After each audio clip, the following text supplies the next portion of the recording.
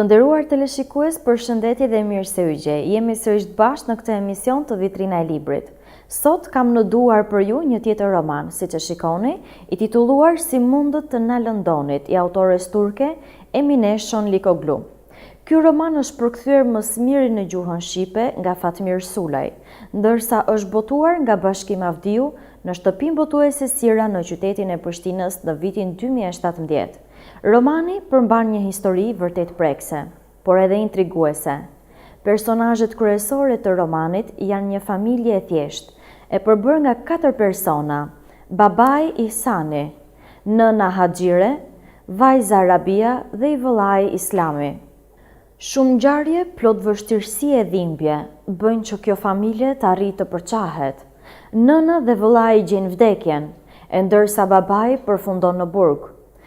Dhe Rabia mbetet e vetme, por edhe pse e pikëlluar dhe e përhumbur, ajo me ndihmën e Islamit tregon durim, i bën ballë situatës dhe në fund gjen rrugën e jetës së saj.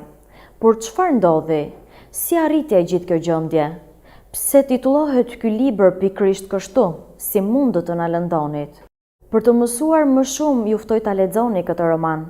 Bojeni atë tuajin duke e porositur në faqen tonë online islamshop.ch. Disa rreshta të shkruara në kopertinën e pasme të këtij romani më mbetën në mendje dhe do doja t'ua lexoja në vijim.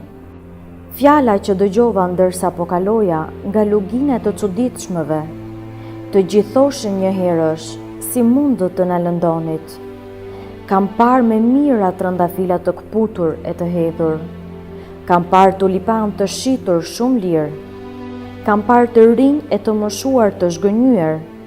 Pyetën edhe ndërsa qanin, si mundët të na lëndonit? Kështu pra, të nderuar teleshikues, ky është romani i përzgjedhur për sot. Mos harroni, mund ta bëni tuaj në faqen tonë online islamshop.ch.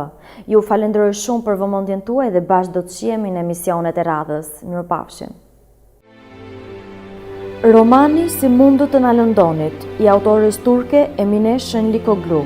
Mund ta bëni tuaj duke porositur në faqen online islamshop.ch ose në numrin 41 79 46 95 036.